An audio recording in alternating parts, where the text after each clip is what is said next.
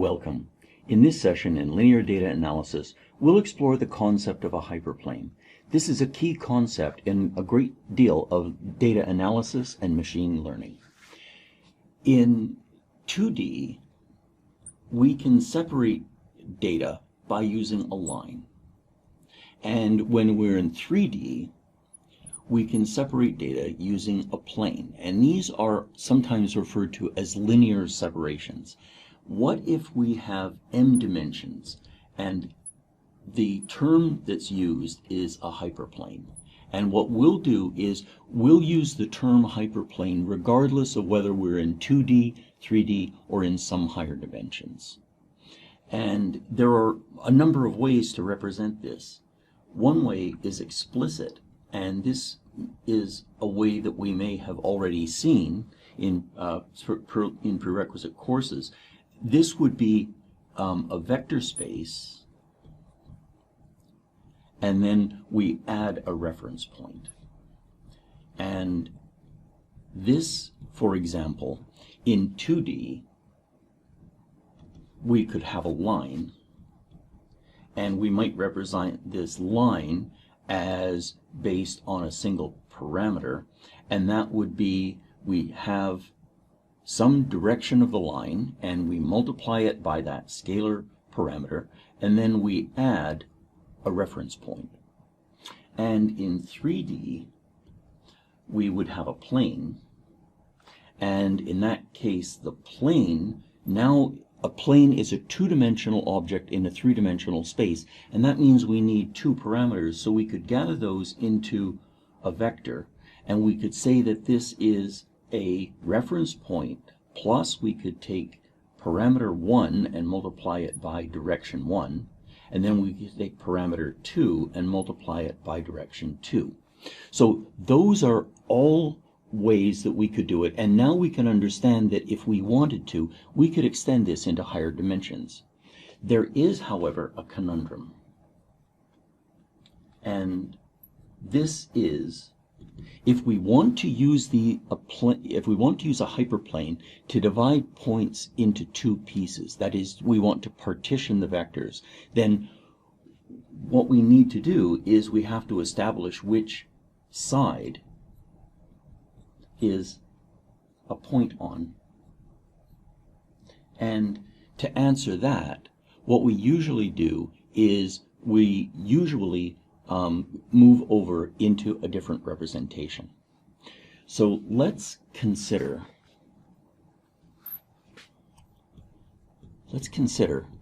some point.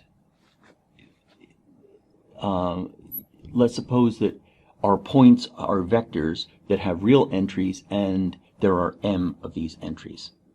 And then a hyperplane, what we'll do is, we won't need this very often, but when we do want to refer to just the hyperplane, we'll use a double-barreled H, and we'll define it implicitly, defined as, what we'll say is a point V that has m entries is in this hyperplane means that for some W that is a vector with m entries that is not the zero vector, we keep coming across this, don't we? And for some scalar value, that is, for some value b that's a real number, what we mean is that W dot V plus b equals 0. And sometimes this is written as W dot V equals some value minus b, and in some notations this is referred to as beta. So we call W the normal vector, and that's because it's orthogonal or normal to the hyperplane, and we call B the bias scalar. And this bias term, this comes from both linear algebra and from artificial neural networks. So sometimes, not always, but sometimes, we need a unit normal. So a unit normal is a normal vector that has a norm of 1, and there we'll say that this is n dot v equals n dot v plus a equals 0, or we might write that as n dot v equals minus a. So all of these ways are equivalent. So now the question is, suppose we are given a point u. So now, given a point u that is a vector with all real numbers and there are m entries, our question is which side of the hyperplane is u on. So let's erase some of this and let's consider this in more detail. Let's explore this idea of using a hyperplane to partition vectors in a little more depth. So what we have is we have a vector u that's all real numbers with m entries, and we have a hyperplane, and let's suppose that this hyperplane is given by a unit vector n and a reference point r. Let's get a little diagram to keep us straight. So what we have is we have some reference vector r, and then we have a unit normal n. And this, we're drawing this in 2D, but this can be in m dimensions. And what we're given is we're now given a vector u. And if we imagine the hyperplane that separates this space into two half spaces, we want to know whether u is on the positive side or on the negative side. And the way that we can do this is we can form the vector that goes from, starts at r and goes to u, and then we can do the orthogonal projection of that difference vector onto n. And so let's do that. Let's say we'll project u minus r onto n. And in previous sessions, we went through this orthogonal projection process in some detail. And what we discovered that the projection is u minus r dot n divided by n dot n. Well, n dot n equals 1 because we're assuming that this is a unit. So the projection is, this would be u minus r dot n. And I could write that, because dot products commute, I could write that as n dot u minus r, which is a more conventional way of writing this in machine learning. And that equals, well, I can distribute the dot product over the sum of vectors, so that is n dot u minus n dot r, and I can write that as n dot u plus a, where now I know what the bias scalar is. The bias scalar and some reference point are now intimately associated. So what we'll do is we'll define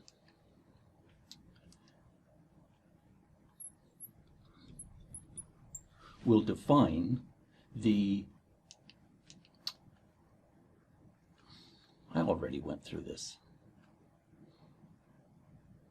So now we'll define u is on the positive side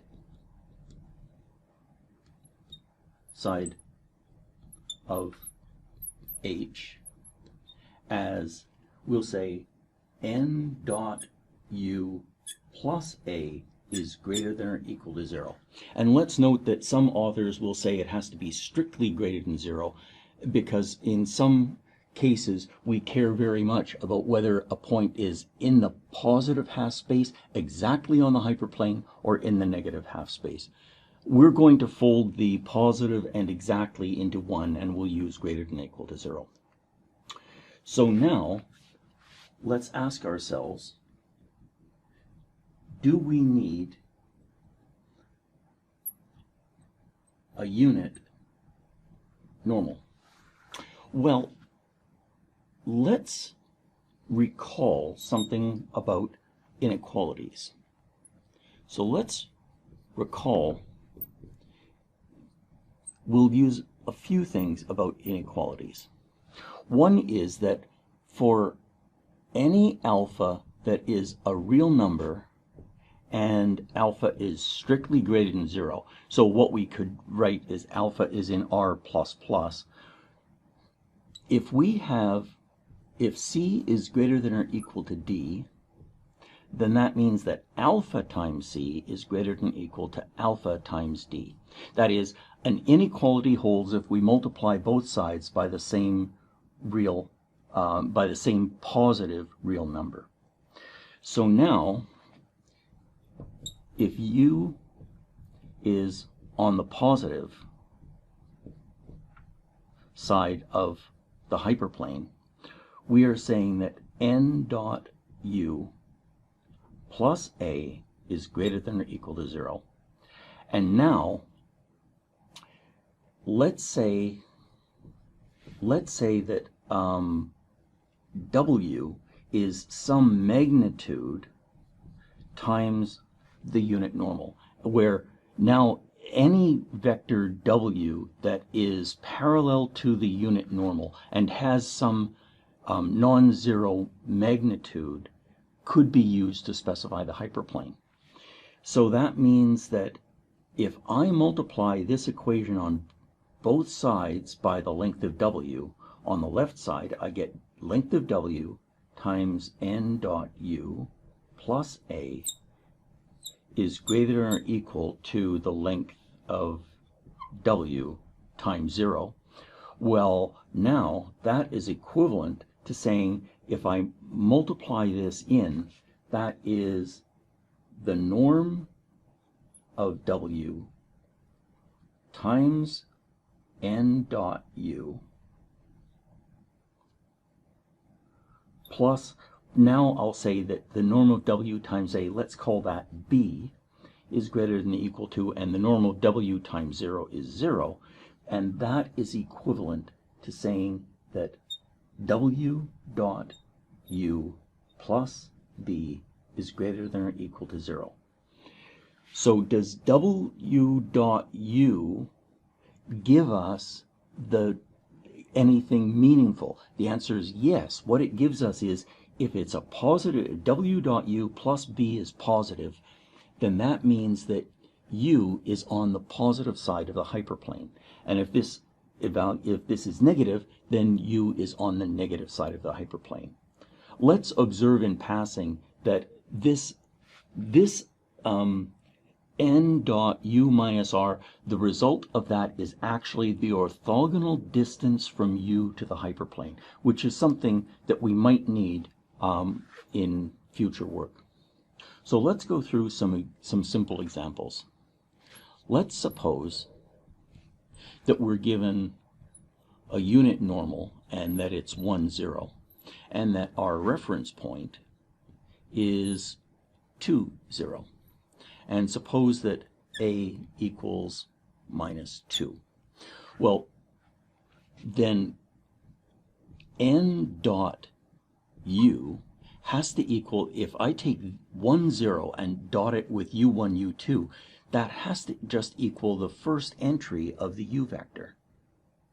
And that implies that n dot U plus A is greater than or equal to 0. Well, that's equivalent to saying that U1 and A is minus 2 is greater than or equal to 0.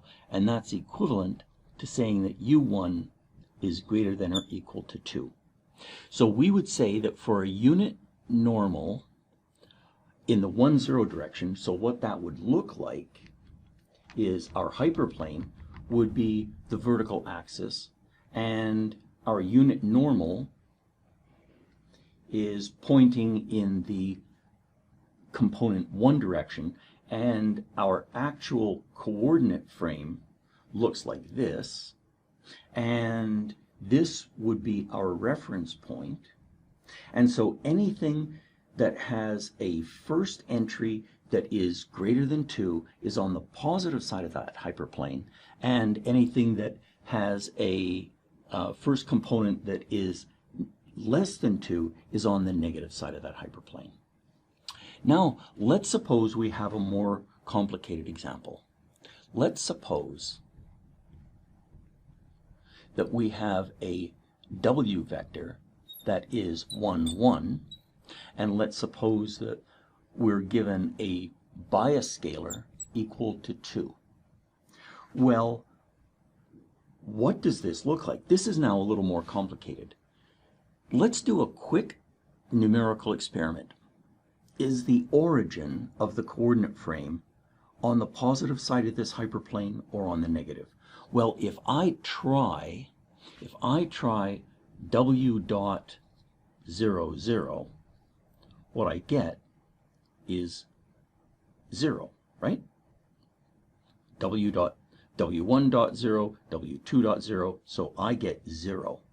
And that means that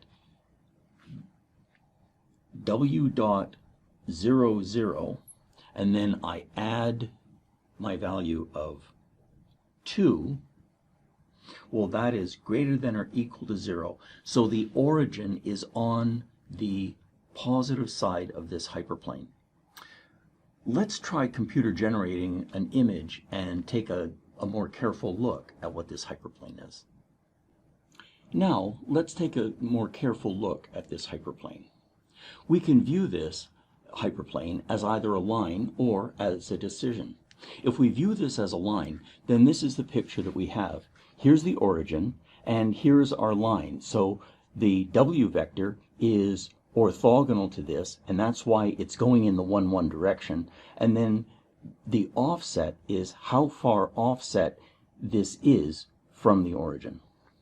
Now, we can also view this as a decision, and that is the shaded portion of this is the negative half space of the hyperplane. So any vector that is over in that negative part will have W dot U plus B is less than 0, and anything that is in this unshaded portion will have W dot U plus B is greater than 0. So this is a simple visualization of the algebra that we have for this hyperplane.